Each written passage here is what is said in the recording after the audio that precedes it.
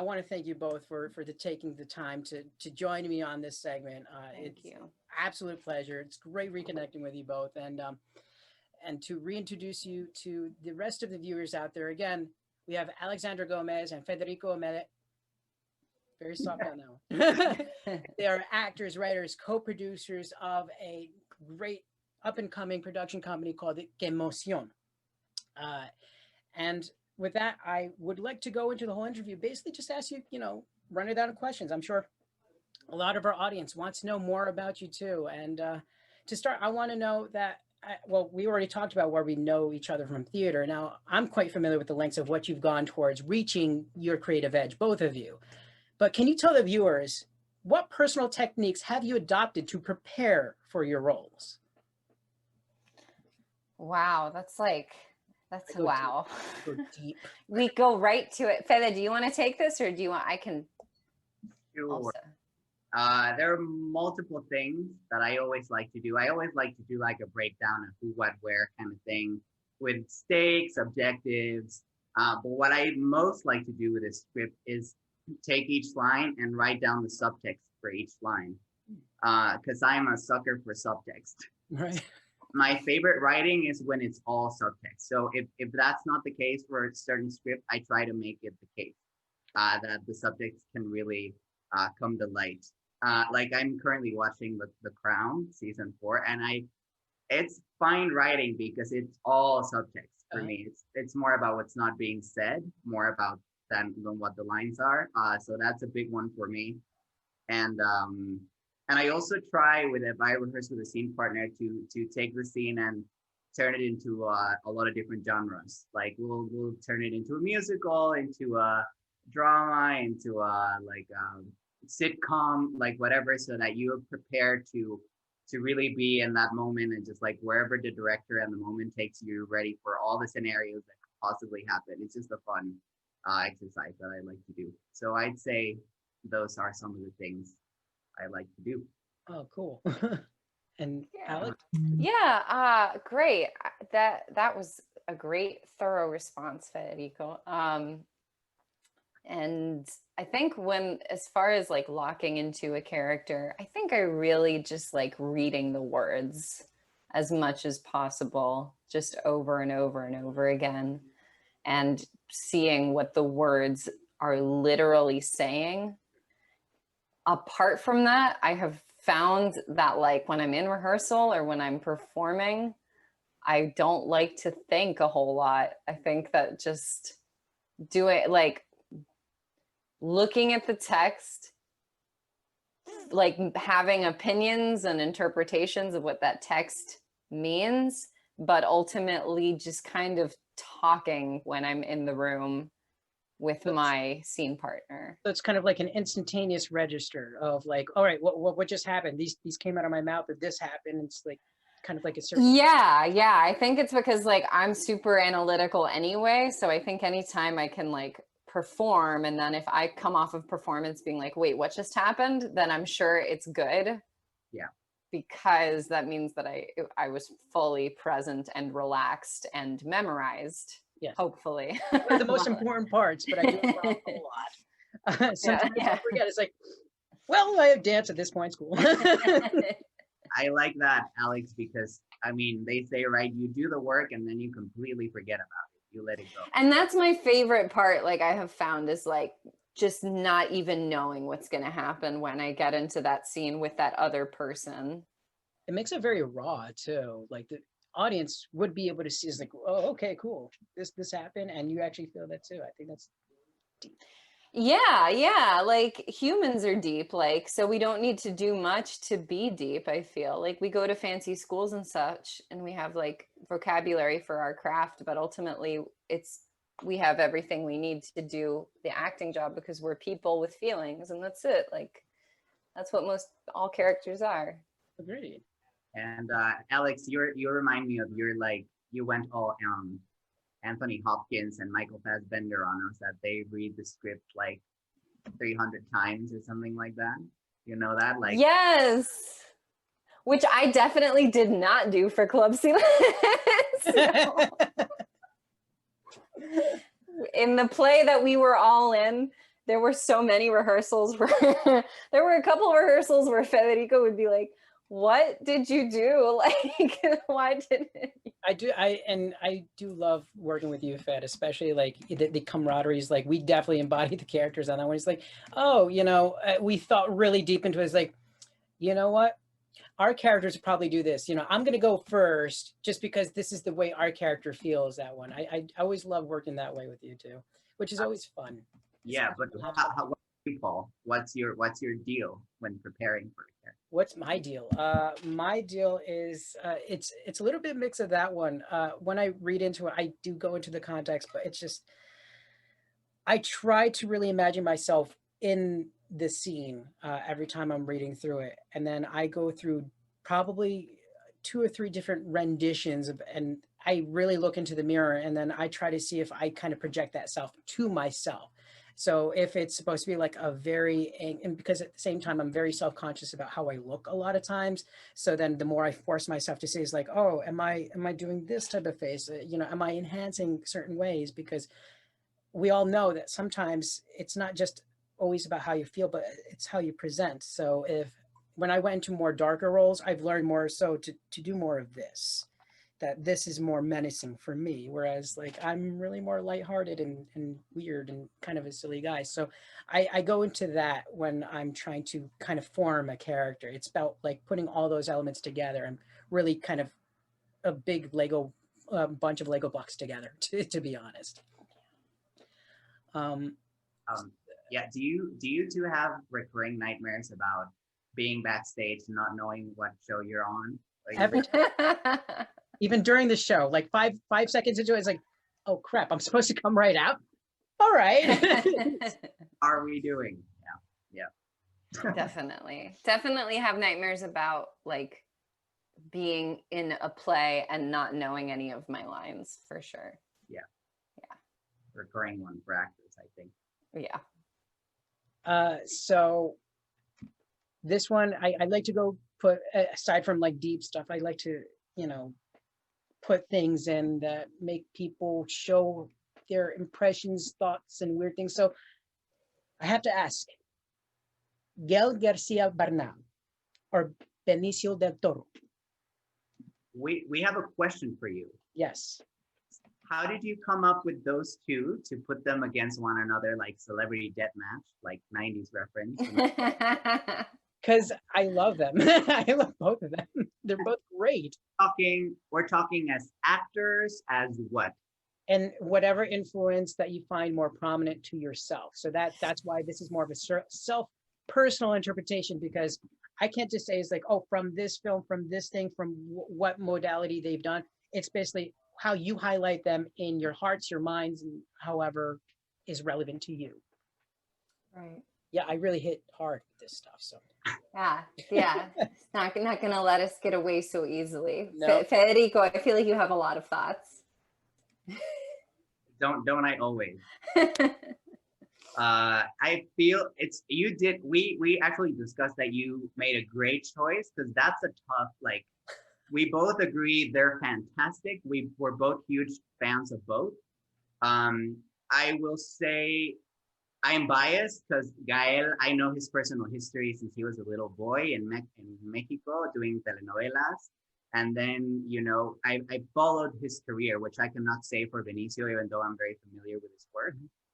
Benicio just is like this intense, fully committed, full on, like, and Gael, I enjoy more his playful qualities. I think my favorite thing he's done is Mozart in the Jungle, which is an Amazon show where he plays a conductor at the symphony, and just the playfulness and how much he's being himself. That for me, it's like when they tell you just be yourself and embrace that. That's the amount of freedom he achieved on that is spectacular. And my favorite Benicio is probably Things We Lost in the Fire, which is a not very well-known film.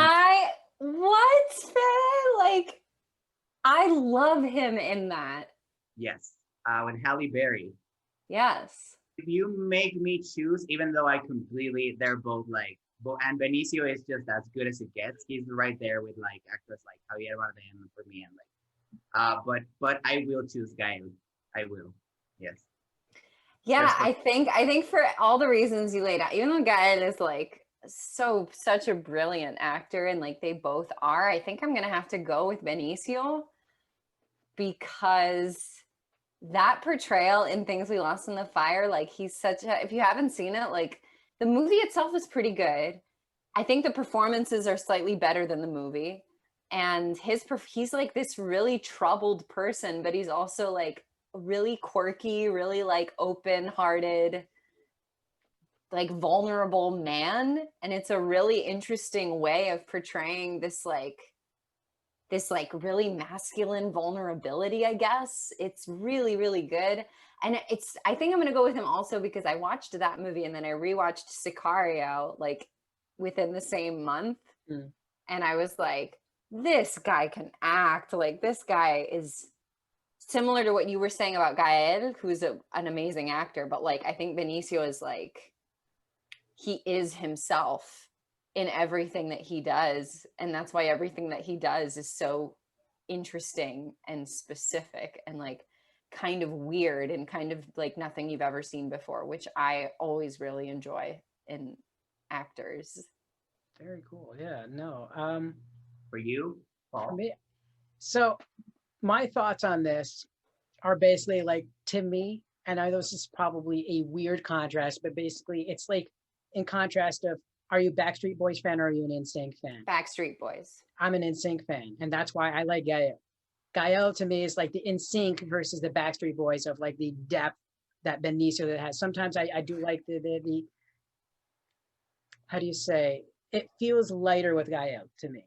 With a lot of his renditions, whereas Benicio is like you're ready, you know you're gonna get something hardcore and it's gonna really hit you super hard, which is great too. But sometimes you want that the aloofness that comes with certain characters too, that I feel Gael really does bring out a lot in different characters I've seen him in too. I mean, he goes deep too, but at the same time, it's like, if I was to say who was I going to snuggle with first, I would probably go with Gael versus Benicio. Benicio, he'll keep me, Yes. strong, but at the same time, I worry about that psychotic side where Gael is like, all right, you can be a little crazy, but you can hold me at the same time. It's all right, I think we can give more snuggle points to Gael and then dark and twisty points Yes. to Exactly. Benny. I know, like, I have a weird way of just thinking. It's like, this is where my opinion comes from.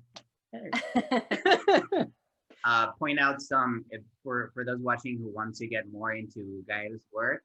I would say watch Amores Perros. I would say watch The Science of Sleep.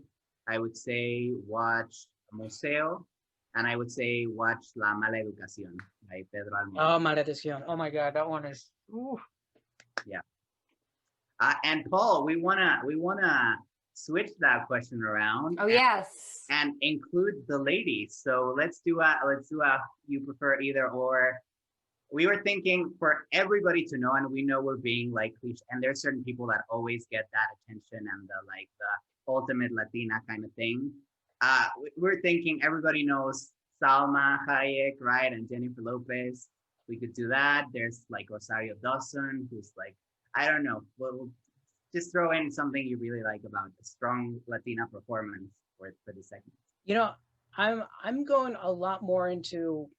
I'm digging a lot more of America Ferrera a lot these days. Oh, she's so good. Been going all over the place, and you know what? I started loving her from Real Women Have Curves.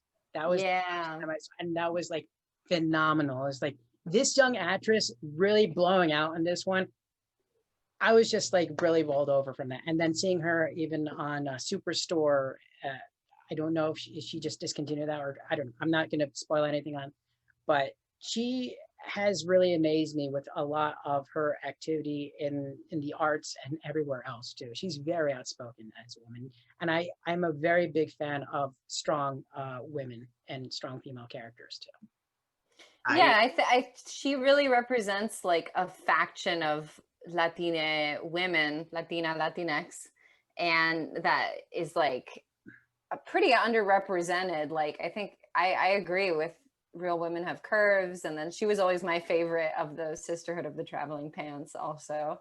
I just like, she always just brings the most interesting things, but like she is like just kind of her own person. I feel like Latinas always try to get like cast as one thing, or even like just shown to the world as one thing. And America Ferrera has seemed to hold on to like her depth and her qualities that are specific to her, and not just being a type, which unfortunately has become the case for people like Salma Hayek, who's also an interesting and incredibly deep actress, and Jennifer Lopez, again, incredibly deep, interesting person. But with America, it's like you get right away that there's sort of, and it's also the way she's marketing. It's like marketed. It's like there's more to her than meets the eye kind of thing. Throwing away caricatures, which a lot of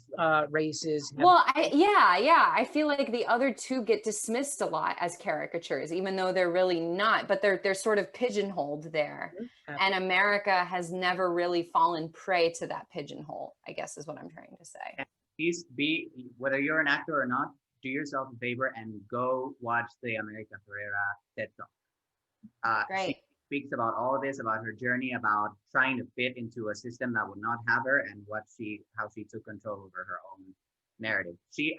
Even more so as an actress, I admire her deeply as a person. I mean, more so, I think, just because of that. So go watch that. It's yes. So now let's go into a lot about you and what you're both working towards. So we've already been accustomed to wearing many hats as creatives. More so now, COVID has pushed us to making new foundations, thus Quemocion. Can you tell us all about this rising production company? Yeah, so it's great that we're already sort of discussing a lot of the themes that we have completely tethered to our identity as a production company. Our identity as a production company in the wake of COVID-19, 2020 pandemic, possibly 2021. Our identity as a Latinx founded and Latinx prioritizing production company as well. And that's essentially what it is. It is a production company of multimedia, theater, once it comes back, film, what we can do with the limited means we have with our sets, our home setups, Zoom, our iPhones. It is the modern age and we are embracing it. Social media, Instagram, what the kids call TikTok or Reels or whatever it is you want to call it these days. And our mission essentially is I'll just read you the first sentence of our mission statement. Essentially, we are an evolving multimedia production company that creates and produces original stories encompassing experiences from across the Latinx community. We seek to prioritize and empower the most overlooked voices from within our community. And so that's basically what Federico and I have been working on since August. And we are about to launch on December 12th. We're going to be on Instagram. We're going to be on Facebook. Anywhere where there's a thing, that's where we will be as well. And it's really exciting. The pandemic has definitely limited a lot of things. But as far as this is concerned, in a lot of ways, it feels like it's opened up a lot of things too. Because people are doing, I know it sounds pat, but people are doing really exciting things with something like Zoom, for example, or something they can do just with their phones. It's like making something creative when you're more limited, just in a roundabout way, actually frees you up to do whatever you want. So, we're both really excited to see what stories are out there, create our own stories, talk about representation, talk about even that word Latinx. Because you remember, like earlier, a few minutes ago, I was like Latinx, Latina, Latina. We're so excited to be in this time and in this space where everyone is having a conversation about everything. And we want to be a part of that conversation, and we want to extend that invitation to everyone within our community as well. I love it. I think if I may add, Alex, Yeah, absolutely.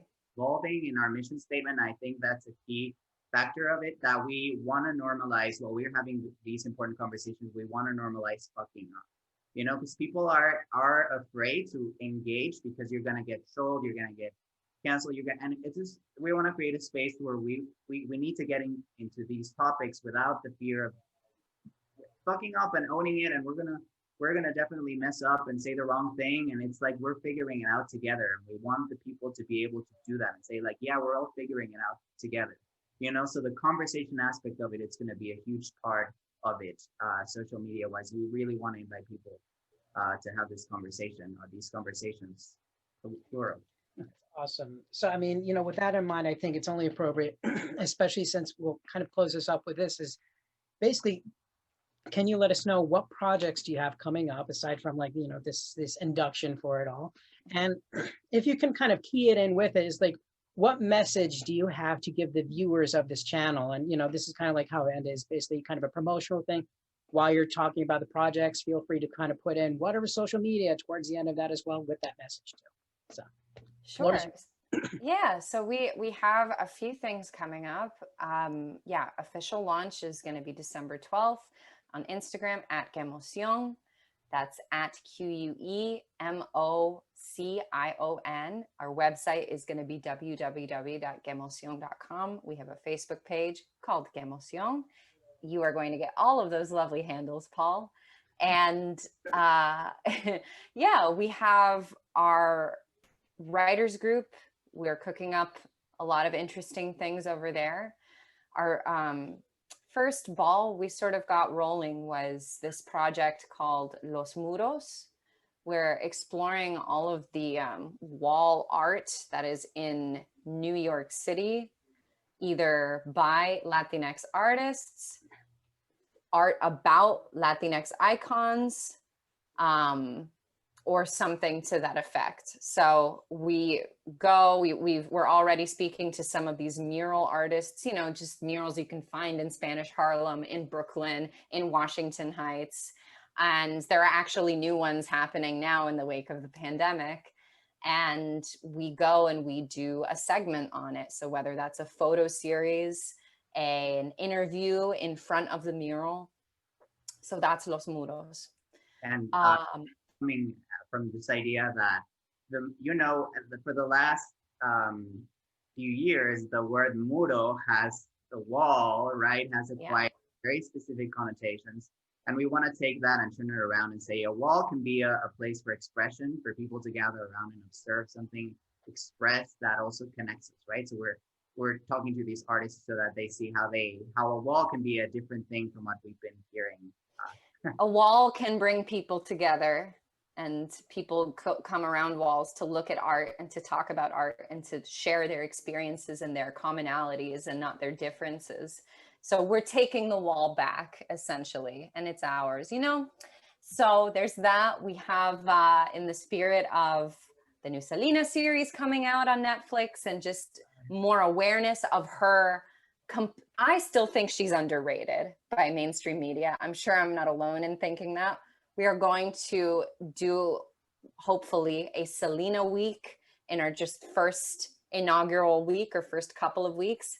And then we've got a few more things happening in January and the like. You're just going to have to follow us and wait and see, you know, what else we cook up. There's a Cafecito series, which is a conversation. We got our Cafecito, that's right. I forgot about that. Like one on the use of Latinx versus Latino, one on who gets to police what's Latino enough, or if you're not Latino enough, or if you are, you know, all these conversations will be like a Zoom-based conversations. And then we'll do a bunch of challenges. Part of the Selena week will be a Selena challenge. Send us your video, represent Latino art with what you have at home. Anyway, there's going to be so many things. Similar to you, Paul, we're going to be making it up as we go. And we're very excited to do that. Like, nice. And that is probably like one of the most refreshing things, is like, as long as you know, have the ability to keep making it up, you never stop. And Exactly. I'm very happy to hear about all this, Rising. So with that, what words of encouragement or anything that you'd like to tell the viewers, just kind of, send us off with? Yeah, And you go. I mean, be lucky enough to write notes when you work with someone you really admire and you connect with. Make a note, follow up with that, people. Don't lose touch, and something great will come out of it, like it did with us. And yeah, it's always easier to find someone. If you don't find someone you're connecting with that is not vibing with you on your project, just like you said, Paul, just do it and mess up and just do the crappy version, and then you'll keep getting better. But I would advise, it's always better. It's like going to the gym with a gym partner, right? It's always a bit easier if you find people around you, if you have a good community support that will push your project. But yeah, I'd say right now it's don't wait for the pandemic to stop. Don't wait for anything. Just do the what you can do and keep doing. Awesome. Sure. And Yeah. Alex, or you want to leave it with Fedi's? No, I think I can jump in there and jump off of what Fede was saying as well. Like, well, first of all, drink your water, drink plenty of water, and like take care of yourself. Yeah, there we go, fellas. And and yeah, just going off of what Fede said, Quemocion came from a place of deep love and love for my community, love for the arts, and love of the power of saying no. Frankly, like I was not to knock any of these things, because plenty of actors and creatives do them, but I was going on one-on-one things. I was being told I need to have everything ready. I need to have my reels ready. I need to be this. Like, we actors, especially, I think we're treated a lot like we should be so lucky to have a job, any job. And I guess what I want to say to any actors out there is that ask yourself what kind of artist you really want to be. And if that means I just want to book work and I just want to book commercials and TV shows and movies, go for it. Do that. But I think for me, when I asked myself that, I was like, I want to do something about this landscape of our Latino, Latinx, Latina, Hispanic community. It just felt so fractured. And I was like, I want to do something about that. That's really what I care about. I don't care about working on my commercial reel. I don't really care about working on my dramatic reel right now, which is just where I'm at. It's not knocking any of that stuff. So I think I would tell any artists, like, do what you want to do. We live in a really fantastic time right now.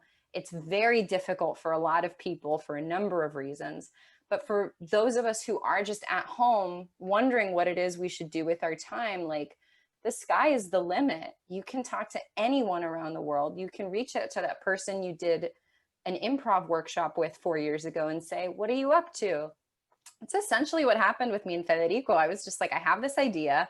I've always wanted to work with Fede again. Let's see what happens. And here we are. So you have every right to say no to things. You have every right to say yes to things. And you should do what matters to you and not apologize for it, and just go forth and do it.